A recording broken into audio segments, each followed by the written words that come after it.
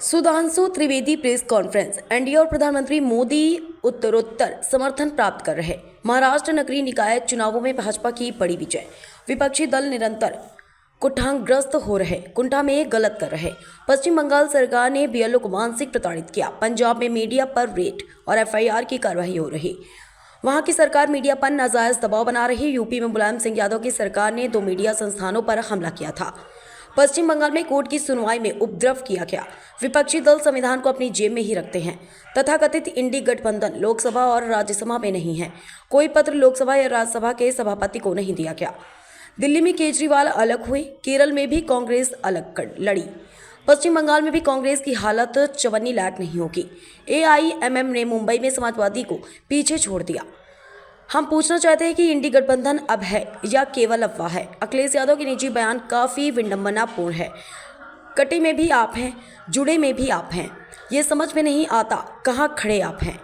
Sudhanshu Trivedi. UP में अनुशासन और कानून व्यवस्था बेहद सराहनीय। समाजवादी पार्टी के समय क्या था यह बताने की आवश्यकता नहीं है। इंडी गठबंधन के हाथों में देश का भविष्य कतई सुरक्षित नहीं होगा। अखिलेश यादव बताएं कि इंडिया गठबंधन है या नहीं। सपा प्रमुख अखिलेश यादव के खिलाफ मानहानि का केस दायर। दिल्ली की पटियाला हाउस कोर्ट में मानहानि का केस दायर। वकील विष्णु शंकर जैन ने दायर किया मानहानि का केस।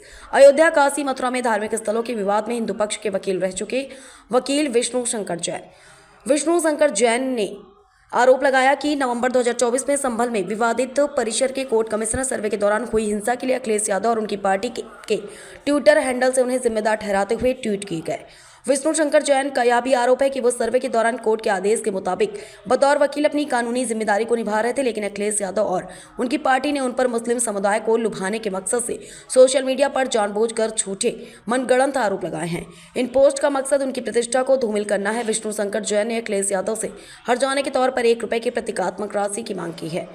बीजेपी भारत की विरासत को संभालते हुए और संजोते हुए उत्तरोत्तर वृद्धि कर रही सुधांशु त्रिवेदी। हमने विभिन्न राज्यों समेत एमसीडी चुनाव में बेहतर परफॉर्मेंस की सुधांशु त्रिवेदी। घुसपैठिया परस्त विपक्ष आज परास्त हो रहा।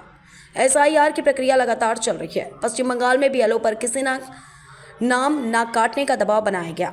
पश्चिम बंगाल में बीएलओ पर मानसिक तनाव से आत्महत्या हो गई। यूपी में सपा शासनकाल में मीडिया पर हमले हुए। आज पश्चिम बंगाल में भी मीडिया पर हमले हो रहा। चुनाव दर चुनावी इंडी गठबंधन बिखरता जा रहा है। सदन के पटल पर इंडी गठबंधन जैसा कुछ डिक्लेयर नहीं किया। बंगाल में भी तृणमूल कांग्रेस राष्ट्रीय कांग्रेस को कोई सीट नहीं दे रही। चवन्नी लायक भी कांग्रेस को नहीं समझ रही। बीजेपी का मेयर पहली बार मुंबई में बनने जा रहा। अखिलेश यादव बताएं इंडी गठबंधन का कोई अस्तित्व है या नहीं। आने वाले चुनाव में भी इंडी गठबंधन की दुर्गति होने जा रही। एसआईआर को लेकर अखिलेश यादव के बाद अजब है। कभी वह कहते हैं भाजपा के वोट कटे हैं, कभी वह कहते हैं उनके कट रहे हैं। अखिलेश यादव आखिर खड़े कहाँ हैं। भारत तेरे टुकड़े होंगे वाले गैंग को लेकर लोगों को फैसला करना है। यूपी में सीएम योगी के नेतृत्व में विकास और कानून व्यवस्था महत्वपूर्ण मुकाम पर है। पश्चिम बंगाल में बीएलओ का आत्महत्या को प्रताड़ित करना क्या सही है। इंडी गठबंधन के हाथ में लोकतंत्र खतरे में है। इंडी गठबंधन ने इंडिया की जीत पर बधाई भी नहीं दी थी। 55 वर्षीय युवा नेता ग्लोबल टूरिस्ट है। मुर्शिदाबाद में तथाकथित बाबरी बन रही है। लोकसभा चुनाव के दौरान गलत भ्रामक वीडियो एआई से विपक्ष ने ट्वीट किया था। समाज और संतों ने राम मंदिर का आंदोलन चलाया। राम मंदिर के बाद आज विपक्ष पूजा पाठ कर रहा। आज विपक्ष का रोजा इफ्तियार क्यों बंद कर दिया। राहुल गांधी पहले राम मंदिर का दर्शन आए तो पता चले। राहुल का पूरा परिवार बाबर की मजार पर जा चुका है। राहुल कुंभ में भी स्नान नहीं करने गए थे। लखनऊ से इकबाल अहमद, समाचार 24। मित्रों, आप सभी देख रहे हैं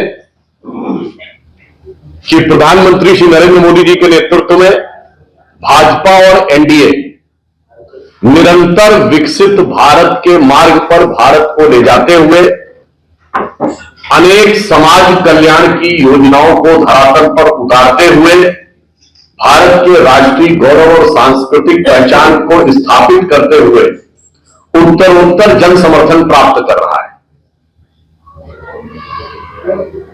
2024 के चुनाव के बाद से हमने हरियाणा, महाराष्ट्र और विगत वर्ष में दिल्ली, उसके बाद आपने देखा कि केरल के नगर निगम चुनावों में भारतीय जनता पार्टी ने अपनी महत्वपूर्ण उपस्थिति दर्ज कराई और तिरुवनंतपुरम में पहली बार भाजपा का मेयर बना है और 40 साल से कम्युनिस्टों के शासन को हटाकर और कल ही महाराष्ट्र नगर निगम चुनावों में शानदार सफलता हासिल करते हुए हम जिस स्थिति में पहुंचे उससे एक बात बहुत स्पष्ट है कि विपक्षी दल जो कि लगातार हार से कुंठाग्रस्त है, वोटों के लालच में घुसपैठिया परस्त है, वो अब निरंतर ध्वस्त होते चले जा रहे हैं।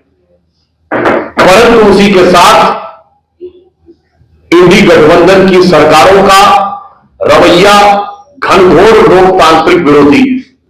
आप सभी जान रहे हैं कि एसआईआर की प्रक्रिया इस समय पूरे देश में चल रही है और आज पश्चिम बंगाल से एक बहुत दुखद खबर आई कि वहां के बीएलओ अशोक चंद्र दास जी ने आत्महत्या की और उनकी पत्नी ने जो शिकायत दर्ज कराई है उसके अनुसार उनके ऊपर भारी दबाव था कि किसी का भी नाम नहीं काटना है, अर्थात जो संदिग्ध मतदाता है जिनके पास आधिकारिक और औपचारिक दस्तावेज नहीं है उनके भी नाम न काटे जाए। इसके लिए पश्चिम बंगाल की सरकार ने जो मानसिक प्रताड़ना दी उस कारण से यह घटना हुई।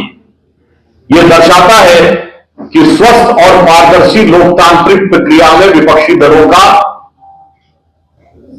की आस्था नहीं है। दूसरी तरफ आपने देखा कि पंजाब में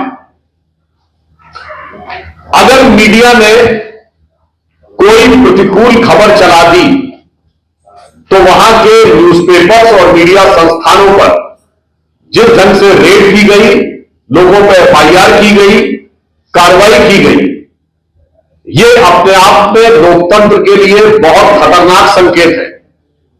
हम ये कह सकते हैं कि डेमोक्रेसी इज इन डेंजर, संविधान खतरे में है। और हमें याद आता है कि उत्तर प्रदेश में 1994 में आज से 30-32 साल पहले